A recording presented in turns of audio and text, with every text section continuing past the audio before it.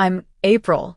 Standing in the center of this old kitchen, I'm holding a sterling silver pocket watch in my hand. The engraving on the inside cover, "To my Savior in eternal gratitude," glistens under the dim light. Just a moment ago, my neighbor, Mrs. Carter, told me that this watch could be worth a fortune, enough to cover my son Eli's life-saving surgery. It's a glimmer of hope in the midst of the darkest storm I've ever faced.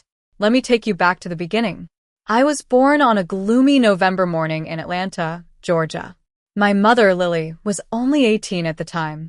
She was a free spirit, always chasing after the next thrill. Responsibility was foreign to her, and stability was a concept she could never grasp. When I was placed in her arms, she looked at me with a blank expression, more like I was a burden than a blessing. Lily never knew who my father was, and she never bothered to find out. The months before my birth were filled with wild parties and constant moving. Our small apartment in downtown Atlanta was a chaotic mess, always noisy and dirty. Lily fed me out of obligation, scolding me when I cried, and leaving me with neighbors whenever she wanted to go out. My grandmother, Rose, was a tough and practical woman in her 60s. She worked in a factory all her life, and self-discipline was her guiding principle. One day, when she came to visit and saw me sitting on a dirty floor next to a broken bottle and a blaring TV, she decided to take action. She didn't do it out of love. She was just certain that Lily would lose custody of me, and I'd end up in the foster care system. Rose filed the adoption papers herself. Within a few weeks, I was living in her small house on the outskirts of Atlanta. Lily signed the papers without a second thought, already planning her next adventure. In Rose's house, I had food, clean clothes, and a roof over my head. But love was a luxury I could never have. She fed me because it was necessary, clothed me out of obligation, and demanded strict obedience. There were no bedtime stories, no hugs, just rules and silence. As I grew older, the emotional gap between us widened. Rose believed that praise would make me weak, so she never gave it. She thought comfort would lead to entitlement, so she never offered it. I learned to be quiet, to avoid mistakes, and to hide my emotions. When I was in middle school, a tragedy struck. Rose's husband, my adoptive grandfather, had a sudden heart attack on his way back from the grocery store. He was the kindest person in that house, always smiling at me. His death made the house colder than ever. Rose, grief-stricken but not showing it, became even more strict. I shrank into myself, waking up before dawn to do chores, always trying to anticipate her moods. Adolescence was a quiet time for me. While other kids my age were curious and rebellious, I had learned the hard way that wanting too much only led to disappointment. At school, I was like a shadow, blending into the hallways. Teachers described me as polite and well-behaved but distant. I did my assignments, answered when called on, and kept my head down. I had no space to be myself, no permission to express my feelings.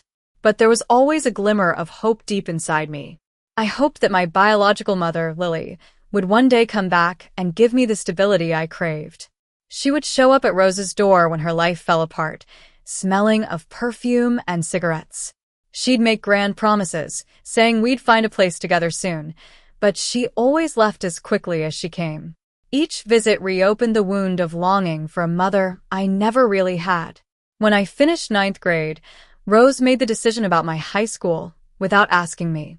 "You'll go to the vocational school in town," she said over breakfast, sliding a brochure across the table. "It's practical. A college isn't for you." I didn't argue. I knew that resistance would only lead to more silence. I entered community college with no expectations, just trying to survive. I studied business administration, a practical choice that Rose approved of. I kept to myself in class, like a ghost slipping in and out of the lecture halls. Then, in my second semester, I met a guy named Jake. He was warm-hearted and soft-spoken. He noticed me in the computer lab one day and started talking to me as if we were old friends. I was shocked that he even recognized me. He asked me about my major, my interests, and my plans. I answered him quietly, not used to being the center of someone's attention. I expected him to lose interest, but he didn't. He kept showing up, sitting with me before class, walking me to the bus stop and telling me funny stories about his part-time job at a coffee shop. Our relationship grew slowly at first, like a flower blooming after a long winter. We went on our first unplanned date when the campus Wi-Fi crashed and class was canceled. We went to a nearby diner, and over burgers and milkshakes, I laughed for the first time in a long time. Jake watched me with a gentle smile, as if he was seeing something precious. By the end of our second year, Jake proposed to me on a bench overlooking the Chattahoochee River. It was simple but sincere, with a small silver ring in his hand. I said yes through tears, overwhelmed by the feeling of being loved. We got married in a small, quiet ceremony. We moved into a tiny apartment in Atlanta, filling it with second-hand furniture and found joy. Jake became a long-haul trucker, wanting to give us a stable life. His schedule was tough, but he always came home with a kiss and a story, making our little apartment feel warm. Our first daughter, Ava, was born, and it was like a ray of sunshine in our lives. Holding her in my arms, I finally understood what it meant to belong. 2 more daughters, Mia and Grace, followed. Our home became a lively and happy place, filled with laughter and bedtime stories. Then our twin boys, Ethan and Eli, were born after a difficult pregnancy. I was exhausted but hopeful. When the nurses placed them in my arms, I felt an overwhelming sense of awe. But within weeks, I noticed that Eli wasn't doing well. He was tired easily, breathing too fast and hard. I knew something was wrong long before the doctors confirmed it. He had a severe congenital heart defect, which required specialized surgery in a major medical center. The cost of the surgery was staggering. Even with Medicaid, the out-of-pocket expenses, travel, and lodging were more than we could afford. Jake promised me that we'd figure it out. He took on extra routes, working long hours to save every penny. But then, the worst happened. One Tuesday morning, Jake kissed me goodbye before dawn and left for work. When the phone rang, I thought it was him checking in. Instead, it was the State Highway Patrol. There had been an accident. A truck in front of Jake lost control on a wet road, and his truck rolled over. He died at the scene. I was in shock. I stood there frozen, with Grace tugging at my pants and Eli whimpering in his bassinet. Grief slowly seeped into my heart. I had to go through the motions of identifying his body, signing papers, and arranging the funeral. I was now alone with 5 children and a mountain of medical bills. The weeks that followed were a blur of exhaustion and fear. Rent was due every month, and child care costs doubled. Eli's medications were expensive, and every bill was a reminder of how desperate our situation was. I applied for every assistance program I could find, but they could only cover so much. I started an online fundraiser, but the donations were meager. Friends from college sent their condolences, but couldn't offer much help. Rose came to visit once, sitting stiffly at the kitchen table, saying that children were expensive.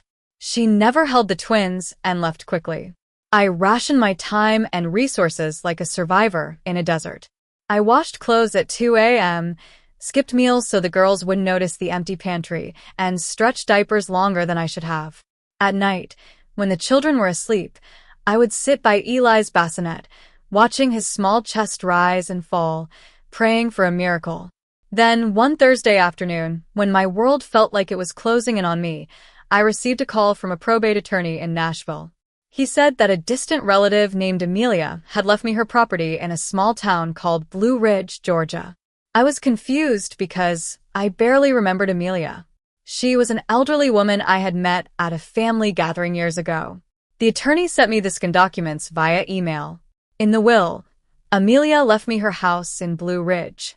It was a fully paid-for family home, with no mortgage or pending taxes. At the bottom of the document, there was a handwritten letter. Amelia wrote that she remembered me as a quiet and serious child, and she hoped this house could be a new beginning for me and my children. That night, I spread the documents on the kitchen table, looking at the unpaid bills and the deed to the house. It was a miracle that came just when I needed it the most. We decided to move to Blue Ridge, not because it was ideal, but because it was our only chance. The drive to Blue Ridge was long and tiring. The children were restless, and the rain turned the roads into mud. When we finally arrived at the house, it was an old-fashioned place, surrounded by tall trees. The paint was peeling, and the porch boards were uneven, but there was a sense of warmth and history. I started cleaning the house to make it livable. While wiping the top shelf of a cabinet, I found a sterling silver pocket watch. The cover was etched with delicate scrollwork, and when I opened it, there was an engraving. To my savior in eternal gratitude. I had no idea who had given it or who had received it, but I knew it might be valuable. That night, I was awakened by a knock on the door. It was late, and we were miles from town. I was scared at first, but when I opened the door, there was an old man named Henry standing on the porch. He was thin and had kind eyes. He said this was his family's home long before Amelia took care of it, and he came to see how we were settling in. I invited him in, and he sat at the kitchen table. He told me the story of the watch. It belonged to a man who nearly lost his daughter in the river in the 1940s. Henry saved the girl, and the father gave him the watch as a token of gratitude. He said that the watch was meant to save another innocent life someday. I fell asleep listening to his stories, feeling a strange sense of peace. When I woke up in the morning, Henry was gone, and there was no sign that he had ever been there. The cup of tea I had made for him was untouched. I was confused, but then I found a photograph of Henry in an old album in the attic. He had been gone for decades, yet I had spoken to him last night. The next day, Mrs. Carter, our neighbor, brought us a freshly baked pie. She told me about the legends of the house and the story of Henry's watch. She said that a serious antique dealer might pay a fortune for it, enough to cover Eli's surgery. Standing here in the kitchen, holding the watch, I know that this is the miracle I've been praying for. Tomorrow, I'll contact an antique appraiser in Atlanta. I'll sell the watch, get the money, and save Eli's life. For the first time in a long time, I allow myself to believe that tomorrow will be better.